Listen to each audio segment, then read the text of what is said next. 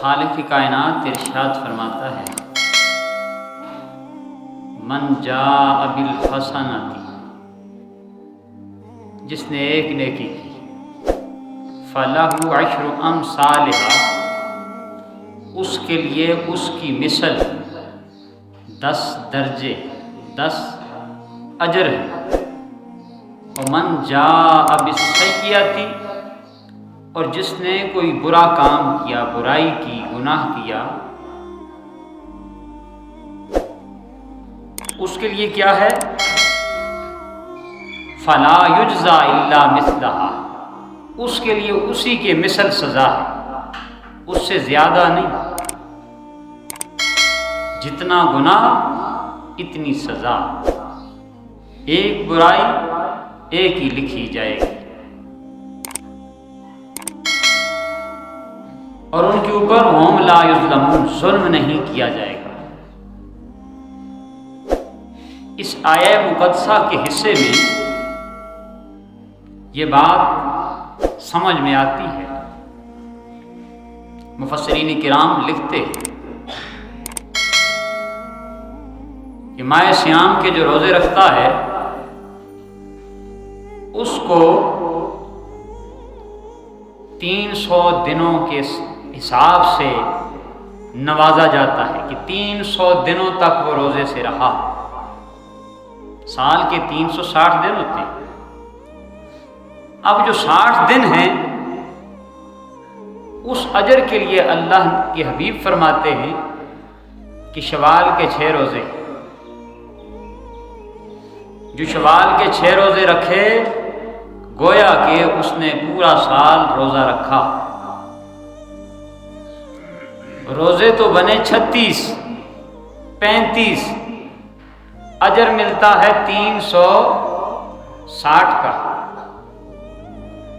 کیا وجہ ہے؟ کیا حکمت ہے؟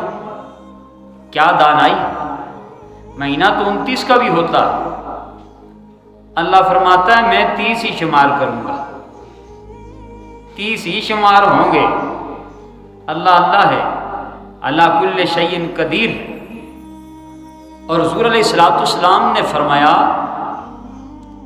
جس نے شوال کے 6 روزے رکھے، من صام رمضان ثم اتبعہ 6 من شوال، اس کے ساتھ یعنی عید کا وقفہ کرتے ہوئے 6 روزے رکھے، کصیام الدہر، کان کصیام الدہر، گویا کہ وہ پورا سال روزے سے رہا۔ ایک بات۔ دوسری حدیث، آپ علیہ السلام نے فرمایا جس نے شوال کے روزے رکھے وہ گناہوں سے اس طرح پاک ہو جاتا ہے جس طرح آج ہی کے دن دنیا میں آیا۔ یہ دوسری حدیث ہے۔ اب کوئی کہے کہ جی شوال کے روزے سنت نہیں ہے، فرض نہیں ہے، واجب نہیں ہے، یہ نفلی روزے ہیں، مانا کہ نفلی ہیں، اور اس کی مثال اس بندے کی طرح ہے جو میدان جہاد میں کفار سے لڑ رہا ہو، لڑتے لڑتے پلٹ جائے، واپس ہو جائے اور پھر پلٹ کے دوبارہ دشمن پہ حملہ کرے، اس کو کتنا اجر ملے گا؟ گویا کہ اس نے دوبارہ آ کر نفس کی خواہشوں کے خلاف جنگ شروع کر دی ہے، دشمن کے حملوں کو پسپا کرنا شروع کر دیا ہے، اس لیے اللہ نے اس کے لیے یہ اجر رکھا ہے۔ اور اس کے حوالے سے ایک روایت ہے، سفیان ثوری رحمۃ اللہ علیہ ایک وہ نقل کرتے ہیں، وہ فرماتے ہیں کہ ایک دفعہ ایسا ہوا، ایک بندہ تھا کعبۃ اللہ میں میرے ساتھ ملاقات ہوتی، ملتا، ایک دن کہنے لگا گزرتے مجھے سلام کر جاتا، میرے پاس سے گزرتا مجھے سلام کر جاتا، تو سلام سے محبت بڑھتی، جب سلام و دعا ہوتی رہی تو ہمارا ایک دوسرے کے ساتھ رابطہ بڑھتا رہا۔ ایک دن مجھے کہتا ہے امام صاحب کہتے ہیں کیونکہ میں 3 سال مکہ میں رہا کہ اگر میرا انتقال ہو جائے تو مجھے غسل بھی دینا، کفن بھی پہنانا، اور رات کے وقت میری قبر کے پاس ہے کہ وہ لمحے بڑے مشکل کے ہوتے، تو آپ جب پاس رہیں گے، مجھے تلقین کریں گے، پڑھیں گے، تو میں قبر کی جو منزل ہے، پہلی شب ہے، وہ آسانی سے وہ مرحلہ طے کر سکوں گا۔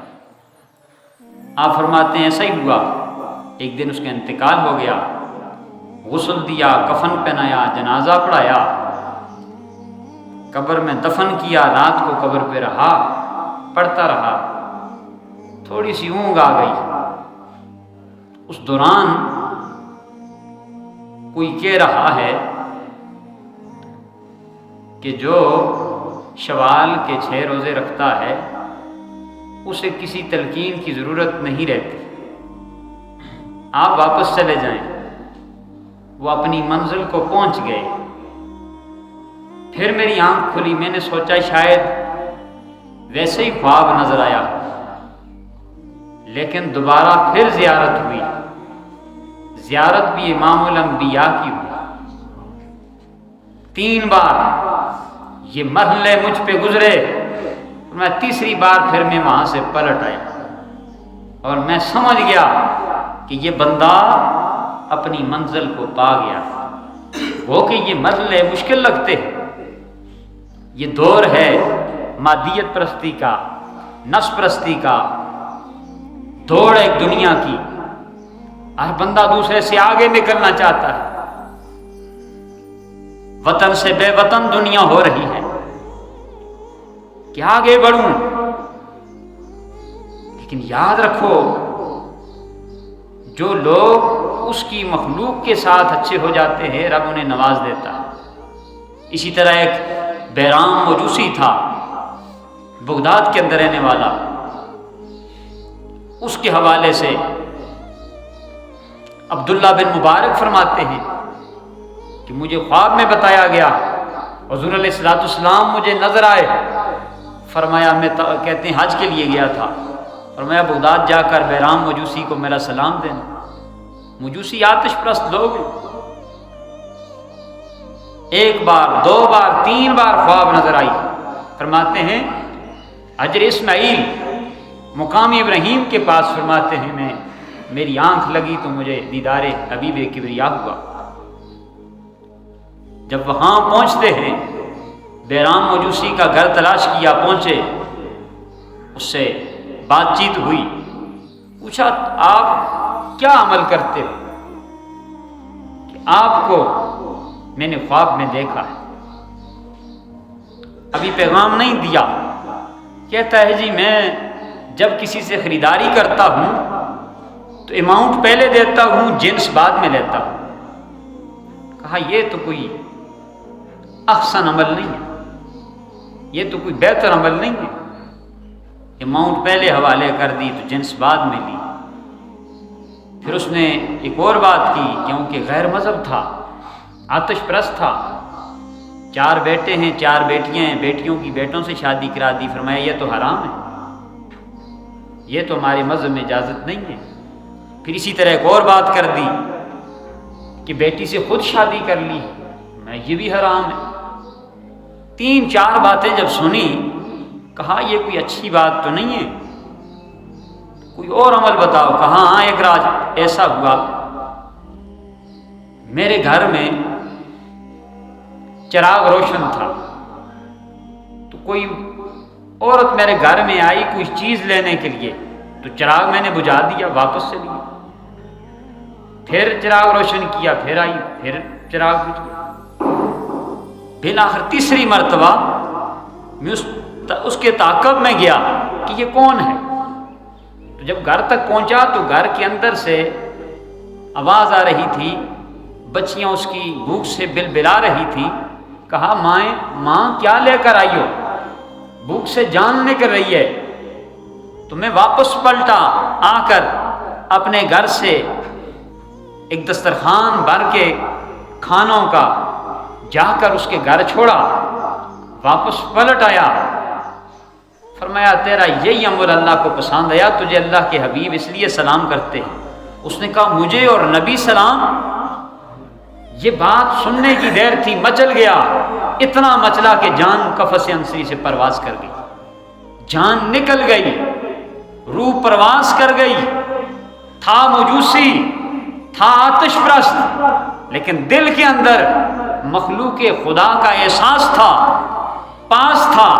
تو سلام نبی کا آیا، جب سلام نبی کا آیا تو کفر دھل گیا، کلمے کی دولت نصیب ہوئی، جان جسم سے نکل گئی، تو مقام کون سا ٹھہرا؟ جنت مقام ہوا۔ بات کیا تھی؟ مدد کی نا، کسی حاجت مند کی حاجت پوری کی۔ ومن کان فی حاجت ہی کان اللہ فی حاجت ہی، اللہ فرماتا ہے جو کسی کی حاجت پوری کرتا ہے میں رب ہو کر اس کی حاجتیں پوری کرتا ہوں۔ ہم تو سوچتے رہے، ہم تو تجسس میں رہے کہ حاجت مند ہے یا نہیں، مانگتا ہے یا نہیں، جب تک تو اللہ والے جو ہوا کرتے ہیں وہ اہل نظر ہوا کرتے ہیں، وہ دیر نہیں لگاتے، ان کی صرف نظر میں اللہ کی رضا ہوتی ہے، ان کا کوئی پرچار نہیں ہوتا، ان کا کوئی مقصود نہیں ہوتا، صرف اللہ کی رضا مقصود ہوتی ہے۔ نماز اچھی، روزے اچھے، زکوٰۃ اچھی، سب کچھ اچھا مانتا ہوں، لیکن جو مخلوق خدا کے ساتھ اچھا ہے، اللہ فرماتا ہے الخلق عیال اللہ فاحب الی اللہ تعالی من احب الی عیالہ، ساری مخلوق میرا کنبہ ہے، میرا خاندان ہے، اور میرے نزدیک سب سے اچھا وہ ہے جس کا سلوک میری مخلوق کے ساتھ اچھا ہے۔ اس لیے احباب ذی وقار، ان مبارک لمحات میں، ان مبارک گھڑیوں میں آپ کو یہ میسج دینا چاہتا ہوں، یہ پیغام دینا چاہتا ہوں کہ دنیا مختصر سی ہے، دنیا تھوڑی ہے، آخرت باقی ہے، آخرت دائمی ہے، اور آخرت وہ ہے جس کو کسی آنکھ نے دیکھا نہیں ہے، دنیا وہ ہے جس کو ہم صبح و شام دیکھتے ہیں۔ اور اگر آخرت کو سنوارنا چاہتے ہو، آخرت کو بنانا چاہتے ہو، حضور علیہ السلام نے فرمایا پھر جو نماز پڑھو تو آخری سمجھ کے پڑھا کرو، آپ کا رکوع، آپ کا سجود ایسے ہو کہ یہ آخری نماز ہے، دوسری نماز کا کوئی علم نہیں کہ میں عصر کی نماز پڑھوں گا یا نہیں پڑھوں گا، میری نماز یہی نماز ہے، اور اتنی خشوع کے ساتھ، خضوع کے ساتھ، محبت کے ساتھ، ذوق کے ساتھ، شوق کے ساتھ سجدہ ادا کرو کہ کسی اور کا دھیان نہ رہے، کسی اور کا خیال نہ رہے۔ جب علامہ اقبال نے ویسے تو نہیں کہا، نہ تھی جب تک اپنے عیبوں کی خبر، دیکھتے رہے اوروں کے عیب و ہنر، پڑی جب اپنے عیبوں پہ نظر، نگاہ میں کوئی برا نہ رہا۔ ہم اوروں کو دیکھتے رہتے ہیں، اوروں کو چیک کرتے رہتے ہیں کہ یہ کیسے، یہ کیسا ہے، وہ اپنے آپ اپنے من میں ڈوب کے پا جا سراغ زندگی، اپنے من میں ڈوب کے پا جا سراغ زندگی۔ ہمارا نہیں بنتا تو نہ بن، اپنا تو بن۔ اپنے من میں دیکھنا ہے، اپنے من میں جھانکنا ہے کہ روزے رکھے 30 دن 29 دن، ان سے سبق کیا لیا ہے؟ کیا آج تہجد کی نماز پڑھی ہے؟ کیا فجر کی نماز جماعت سے ہوئی ہے؟ کیا یہ عید کی خوشیوں میں صرف مخلوق سے ہی ملتا ہوں، خالق کی آواز بھول گیا ہوں؟ مسجد میں آنا جانا اسی طرح ہے؟ قرآن صبح و شام میری آنکھوں کے سامنے آتا ہے، قرآن کو سمجھنے کی کوشش کر رہا ہوں؟ اگر نہیں تو سمجھو میں نے 29 دن منہ ہی باندھ کے رکھا ہے۔ اگر زندگی بدلی ہے، نمایاں فرق پڑا ہے، تو سمجھو میرے روزے قبول ہوئے۔ تو اللہ سے دعا کرتا ہوں اللہ پاک مجھے اور آپ سب کو غنا بخشے، دل کا غنی کرے، ہم سب کو اللہ تعالیٰ اپنی بارگاہ سے علم و عمل کی توفیق عطا فرمائے۔ وما علینا الا البلاغ۔